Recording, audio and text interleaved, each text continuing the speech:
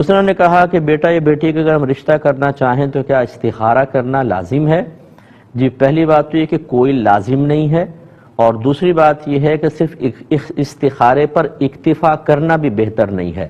میں اکثر آپ کو سمجھاتا ہوں کہ نبی کریم صلی اللہ علیہ وسلم نے یقیناً استخارے کی تعلیم دی ہے، اور صحابہ کرام بھی استخارہ کرتے رہے ہیں، لیکن ان کے خواب شیطانی مداخلت سے پاک و صاف تھے۔ ان کو جو خواب میں اشارہ ملتا تھا وہ اللہ تبارک و تعالیٰ کی طرف سے ہونا، مطلب اس کا اغلب غالب گمان یہی کہ اللہ تعالیٰ کی طرف سے تھا، جبکہ ہمارے خوابوں کے اندر شیطانی مداخلت بہت زیادہ ہوتی ہے، کیونکہ ہمارے افعال و اعمال ہم خود جانتے ہیں ہم کس قسم کے کر رہے ہیں۔ اب ہوتا یہ ہے کہ بعض اوقات شیطانی مداخلت کی وجہ سے یس نو اور نو یس محسوس ہوتا ہے، اور ہم کر گزرتے ہیں، اور آگے جب ہماری مرضی کے موافق رزلٹ نہیں آتا تو ہم معاذ اللہ استخارے کو برا بھلا کہتے ہیں۔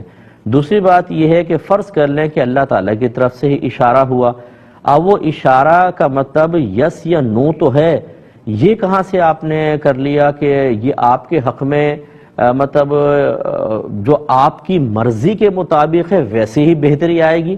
مثال کے طور پہ آپ نے رشتے کے لیے استخارہ کیا، یس آ گیا کہ ہاں اس لڑکے سے آپ بیٹی کا نکاح کر سکتے ہیں، آپ نے کر لیا، اور ایک ہفتے بعد طلاق ہو گئی۔ اب آپ کہیں گے یہ کیسا استخارہ تھا، مجھے تو یس آیا۔ ہو سکتا ہے اس طلاق میں ہی آپ کے لیے بہتری ہو، اللہ تعالیٰ کا ازلی فیصلہ تھا یہی نکاح ہو، اور طلاق میں بیٹی کے لیے بہتری ہو۔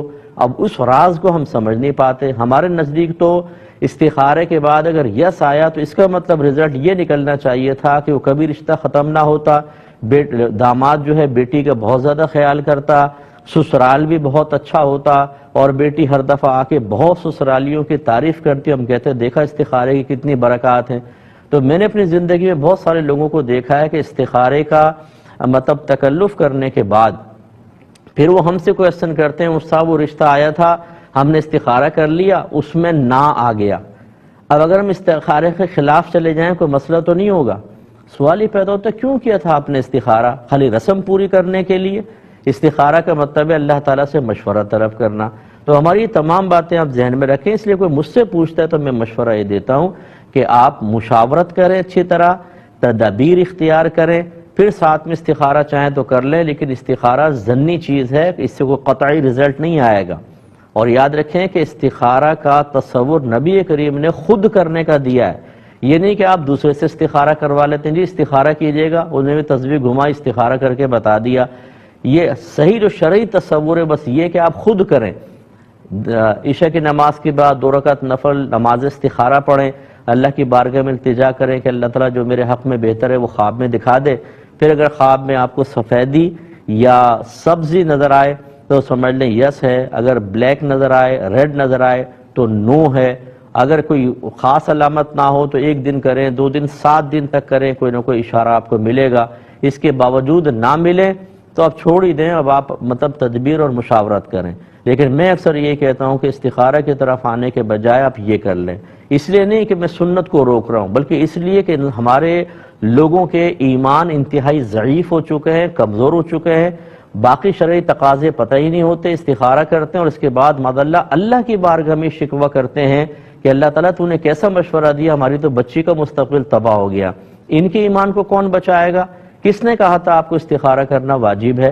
تو یہ تمام چیزیں ذرا دیکھ کر پھر آپ اس کے بارے میں کوئی فیصلہ کیجئے۔ ایک بہن نے فرمایا کہ یہ عورت جو ہے وہ بال اپنے کتنے مختصر کر سکتی ہے، اور اس کے ساتھ ہی انہوں نے کوئی سنی سنائی بات ہوگی کہ سنا ہے کہ قیامت میں یہ بال جسم کو ڈھکیں گے، تو یہ بالکل جہالت کی بات ہے یا مطلب غلط بات ہے۔ ایسا کچھ بھی نہیں ہوگا کہ عورت کے بال اس کے بدن کو ڈھکیں گے، چاہے آپ چھوٹے رکھیں چاہے بڑے، بالوں سے کوئی فائدہ نہیں ہوگا۔ دوسری بات یہ ہے کہ بال ضرورتاً چھوٹے کرنا اجازت ہے، لیکن اتنے چھوٹے نہ ہوں کہ کندھے سے اوپر ہو جائیں، کیونکہ پھر یہ مردوں کی مشابہت ہو جائے گی۔ جس طرح کہ مردوں کو منع ہے کہ کندھوں سے نیچے نہ رکھیں، کسی ملنگ بابا کو بھی اس کی اجازت نہیں ہوتی، یاد رکھیں فقیروں کو بھی نہیں ہوتی ہے۔ شریعت یہ کہتی ہے کہ کندھوں تک بس بال ہو سکتے ہیں مرد کے، اس کے نیچے نہیں ہو سکتے۔ نبی کریم نے اتنے تو رکھے ہیں کہ آپ کی زلفوں نے شانوں کو چھوا ہے، لیکن اس سے نیچے نہیں۔ اور عورت کے لیے حکم یہ ہوتا ہے کہ کندھوں سے نیچے رکھیں، کیونکہ اس کو مردوں کی مشابہت اختیار کرنا منع ہے۔ باقی یہ کہ جیسے آگے سے کٹنگ وغیرہ کروا لی یا پیچھے سے 2-3 منہ نکل آتے ہیں بالوں کی کٹنگ کروائی اور اتنے چھوٹے نہیں کیے تو بال کٹوانا شرعاً صحیح ہے۔